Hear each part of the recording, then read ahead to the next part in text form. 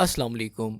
Super path hip replacement एक ऐसा surgical procedure है जिसमें पेशेंट के डैमेज या डिजीज्ड हिप जॉइंट को मेटल जॉइंट से रिप्लेस कर दिया जाता है। ये प्रोसीजर ट्रेडिशनल हिप रिप्लेसमेंट से काफ़ी ज़्यादा बेनिफिशियल होता है। कन्वेंशनल हिप रिप्लेसमेंट में हिप पर काफ़ी बड़ा कट लगाकर जॉइंट को डिसलोकेट किया जाता है, जिससे बहुत सारे मसल्स डैमेज हो जाते हैं जो रिकवरी में बहुत ज़्यादा वक्त लेते हैं। और साथ में हिप कैप्सूल जो कि हिप जॉइंट के इर्द गिर्द एक प्रोटेक्टिव कोटिंग होती है, वो भी डैमेज हो जाती है। लेकिन सुपर पाथ हिप रिप्लेसमेंट में हिप की साइड पर 3 इंच का छोटा सा कट लगाकर बगैर किसी डिसलोकेशन के जॉइंट को रिप्लेस किया जाता है। इस प्रोसीजर को समझने से पहले हिप की एनाटॉमी को ज़रा सा समझ लेते हैं। हिप जॉइंट हमारी थाई बोन और पेल्विक यानी हिप बोन के दरमियान के जॉइंट को कहा जाता है। ये joint ball and socket joint की कैटेगरी में आता है और तकरीबन हर डायरेक्शन में मूव करने की सलाहियत रखता है। इस जॉइंट में फीमर यानी थाई बोन का एंड वाला पोर्शन बाल की तरह राउंड होता है। ये राउंड पोर्शन पेल्विक यानी हिप बोन में मौजूद सॉकेट लाइक रीजन में फिट होता है। इस सॉकेट को एसिटेबुलम कहा जाता है।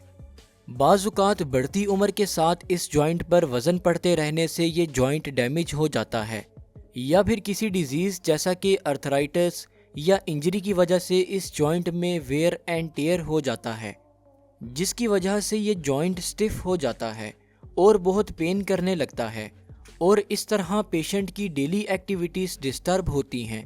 इसलिए डॉक्टर्स ऐसे पेशेंट्स को मेडिसिन्स और स्ट्रेचिंग एक्सरसाइजेस रिकमेंड करते हैं। लेकिन अगर मेडिसिन्स वगैरह से कोई फ़र्क ना पड़ रहा हो तो फिर ऐसी कंडीशन में पेशेंट को हिप रिप्लेसमेंट सर्जरी रिकमेंड की जाती है। तो चलें अब देखते हैं कि सुपर पाथ हिप रिप्लेसमेंट कैसे परफॉर्म की जाती है।